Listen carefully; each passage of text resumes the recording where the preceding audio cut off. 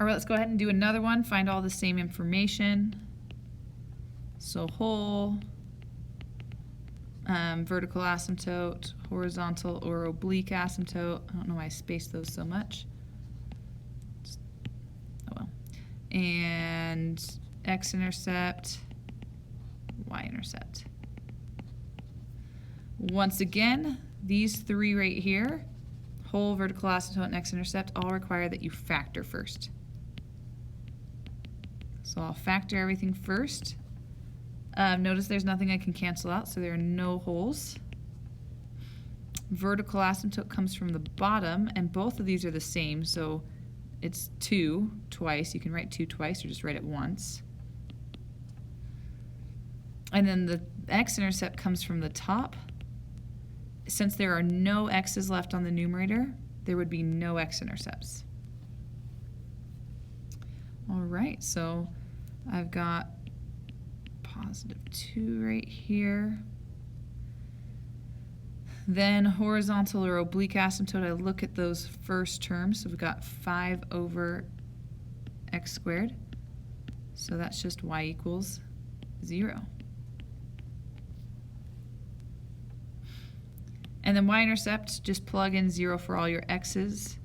The quick trick is just look at the constant of the top, which is 5. Divide it by the constant of the bottom, which is 4. If you need to, you can make that a decimal, so that's 1.25.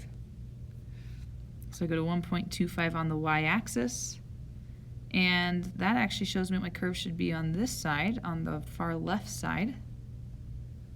And then I'm going to use a table, because you always finish off with a table, to find something on the far right side. So I have 2 as my asymptote, so I'm going to plug 3 in. And so I get 5 over, and it doesn't matter which one you use. I'll just use 3 minus 2 times 3 minus 2. There we go. That's 5 over 1 times 1, or just 5 over 1. So I'm going to go to 3, 5. I'm going to plot that point. And then I'll just draw a curve on that top half that follows along those asymptotes. Let's go ahead and do another example. Same idea, I'm going to factor. So this one is one of the longer factoring because there's a leading coefficient of 2. So 2 times 6 is 12. I'm going to do it off to the side. So the factors of 12 that add up to 7 are 3 and 4. So that means it's 2x squared plus 3x plus 4x plus 6, because I'm just rewriting this whole value. I'm going to split it up. So greatest common factor of the first pair is x, and then we have 2x plus 3. Greatest common factor of the second pair is 2, and then you have 2x, plus 3. So this factors on top to 2x plus 3, x plus 2. The bottom just stays x plus 3 because it doesn't factor. Great. I'll switch that back. So back to what we usually find. I always find these first ones first, since that's the factoring one. There are no holes because there's nothing we can cancel out. Vertical asymptote, there's just one, and that's -3. I'll do it in blue since there's already a lot of red here. So we've got -3, so I'll go to my graph and, oh, that disappeared. I'll go to my graph and draw a dotted line at -3. X-intercepts come from the top. So we've got -2. For the 2x plus 3, you just set that equal to 0.